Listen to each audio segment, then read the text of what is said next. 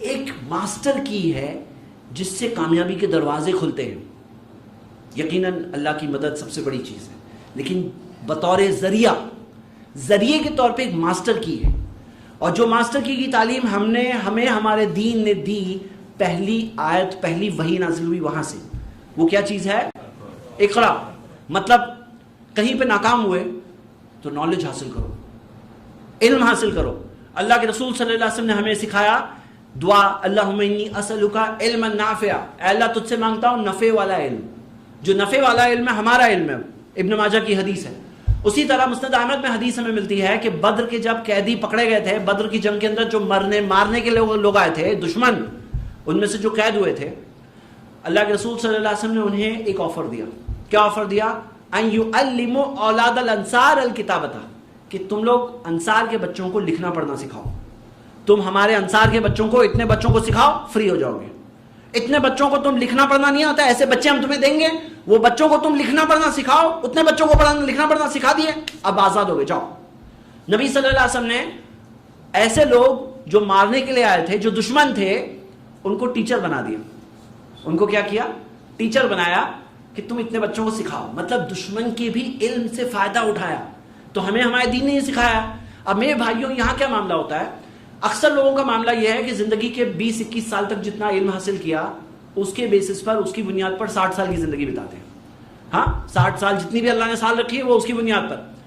اور علم کی یہ قید کر دیا ہے، خاص طور سے ہمارے جو علاقے سے ہم لوگ آئے ہیں، یہاں پہ عمر قید ہے. یہ عمر پڑھائی کی عمر ہے، اس کے بعد میں کمائی کی عمر ہے. لیکن کس نے قید کیا؟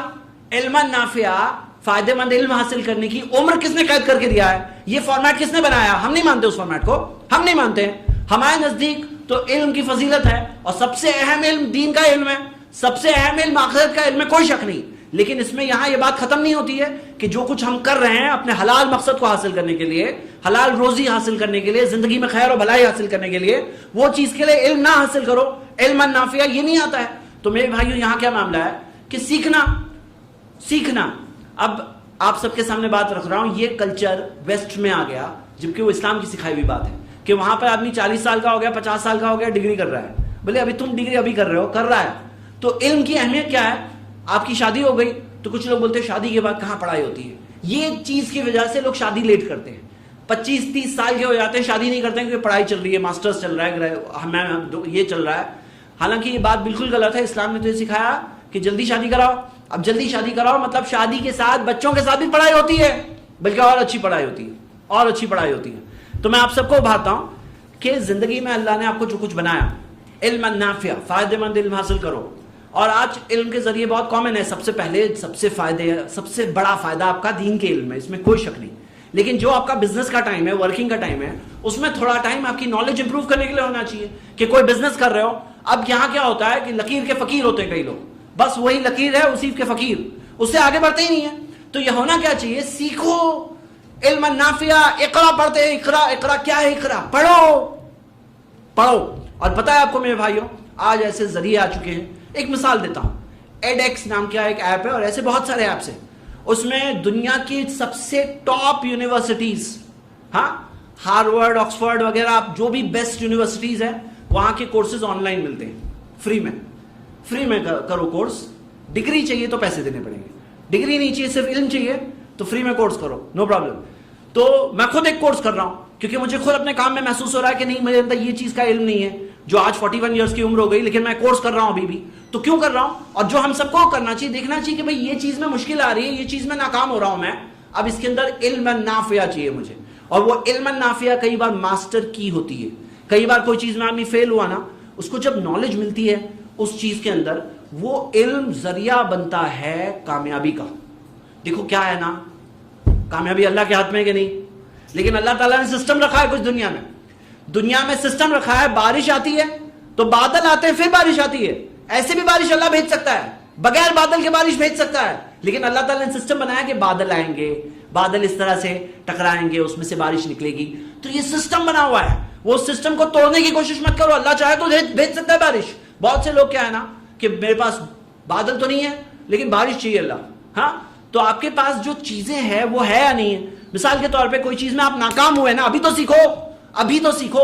ناکام ہو کے بھی کئی لوگ سیکھتے نہیں ہے نا, یہ بہت افسوس کی بات ہے. تو ناکام ہو کے آدمی کو سیکھنا چاہیے کہ میں ناکام ہوا, کیا سیکھنے کے لیے ہے اس میں کیا ہے سیکھنے کے لیے, اور علم حاصل کرو, خود کورس کرو, سٹاف کو کورس کرو, آپ کے ساتھ والوں کو. کئی بار کیا ہوتا ہے, ساتھ والوں کا ڈیولپمنٹ کرنا ہوتا ہے, ساتھ والوں کا ڈیولپمنٹ کرنا ہوتا ہے کہ بھئی کیا ہے, ان کو وہ چیز سکھانا ہوتا ہے کہ تم یہ کورس کرو, ان کو کرانا ہوتا ہے کہ بھئی تم یہ کورس کرو گے. وہ کیا ہوتا ہے, وہ ایک ذریعہ بنتا ہے کامیابی کا. یہ ایک ذریعہ ہے, مطلب کامیابی آدمی کو ملے گی.